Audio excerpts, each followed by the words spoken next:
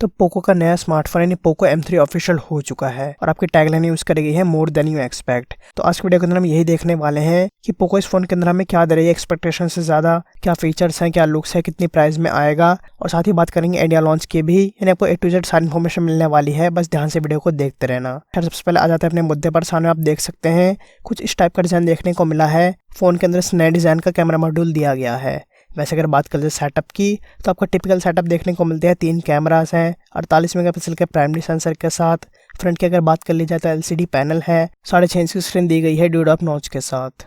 बाकी आपको पता है तो पोको M3 का कनेक्शन है रेडमी के साथ, क्योंकि आपको पता है जब पोको M2 था वो इंडिया का रेडमी 9 का रिब्रांडेड वर्जन था, बट चाइना के अंदर अब जाकर इतने डिले के बाद आपका रेडमी 9 लाइनअप लॉन्च हो रहा है। उसका कारण ये है कि आपको जितने भी फोन्स देखने को मिलेंगे नोट सीरीज के अंदर या रेडमी 9 सीरीज के अंदर, उनमें आपके नए स्पेसिफिकेशंस दिए गए हैं और आपका नया डिजाइन दिया गया है। और अगर पर्टिकुलरली इस फोन की अगर बात करें तो पोको ने दिमाग ये लगाया कि बाद में लॉन्च कर आपका चाइना के साथ साथ ग्लोबली भी आपका पोको M3 बनाकर इस फोन को ला रही है।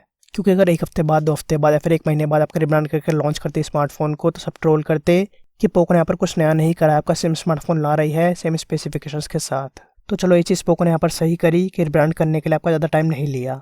खैर वैसे अगर बात कर जाए स्पेसिफिकेशंस की तो पोको M3 में देखने को मिलने वाली है बड़ी बैटरी 6000 mAh की, 18 वाट्स की फास्ट चार्जिंग और USB-C टाइप के साथ। और यहाँ पर आपका बेहतरीन बात यह है कि पोको X3 की तरह इस फोन के अंदर भी आपका पोको ने दिए हैं डुअल स्पीकर्स यानी स्टीरियो स्पीकर्स हैं, जो कि आपका डेफिनेटली काफ़ी इंप्रेसिव चीज़ है। खैर इसके अलावा बात करें मेन डिपार्टमेंट की, नहीं प्रोसेसर की, हार्डवेयर की, तो पोको M3 के अंदर आपको दिया गया स्नैपड्रैगन 662, जो कि Helio G80, स्नैपड्रैगन 665 वगैरह जितने प्रोसेसर देखने को मिलते हैं बेसिक इस रेंज के अंदर वैसा ही देखने को मिलता है लगभग।